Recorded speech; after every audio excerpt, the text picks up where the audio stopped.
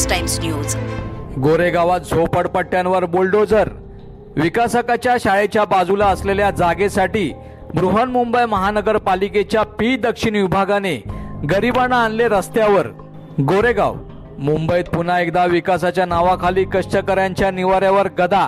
गोरेगाव पश्चिम येथील भगतसिंग नगर व लिंक रोड भागात 15 ते 20 वर्षे राहणाऱ्या कचरा वेचक हातमजुरी करणाऱ्या 20 झोपडपट्टीधारक कुटुंबाचे घर पालिकेने एकतर्फी कारवाई जमीनदोस्त केले।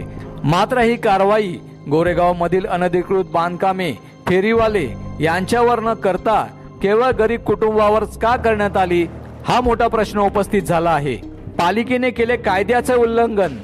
पी दक्षिण विभागाने झोपड्या हटवताना रहिवाशांना कोणतीही पूर्वसूचना दिली नाही।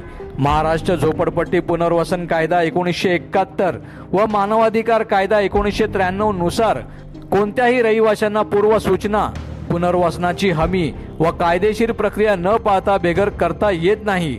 मात्र येथे ही मूलभूत प्रक्रिया डावलून थेट बुलडोझर चालवण्यात आला। बिल्डर पालिका युतीचा डाव। झोपडपट्ट्या ज्या ठिकाणी होत्या त्याच्या मागे म्हाडाचा भूखंड असून समोर एका विकासकाने सेंट जॉर्ज नावाची शाळा बांधली आहे। ही शाळा अद्यापही सुरू झालेली नाही।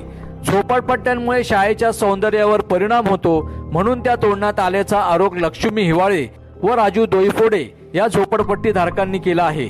तसेच कारवाईनंतर या जागेवर झोपडपट्ट्या पुन्हा उभारल्या जाऊ नये म्हणून बिल्डरकडून फुटपाथवर बाउन्सर तैनात करण्यात आले। जेव्हा झोपडपट्टी धारकांनी या बाउन्सरला त्यांच्या झोपड्यांच्या जागेवर झाडांच्या कुंड्यांबद्दल विचारले असता त्या बाउन्सरने अव्वाच्या सव्वा भाषेत झोपडपट्टी धारकांना शिवीगाळ करून महिला आणि पुरुषांना बेदम मारहाण केली। नेते मौन, नागरिक संतप्त।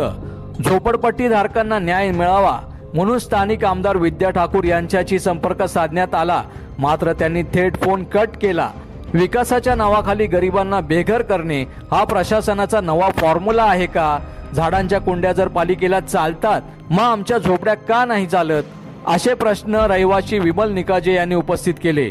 न्यायालयात लढा उभारणार। झोपडपट्टी धारकांनी मानवाधिकार आयोग, मुंबई उच्च न्यायालय आणि झोपडपट्टी हक्क समितीकडे तक्रार दाखल करण्याचा निर्णय घेतला आहे। जर न्याय न मिळाला तर आम्ही रस्त्यावर उतरू आणि सत्याग्रह करू, असा इशारा झोपडपट्टी रहिवाशांनी दिला आहे।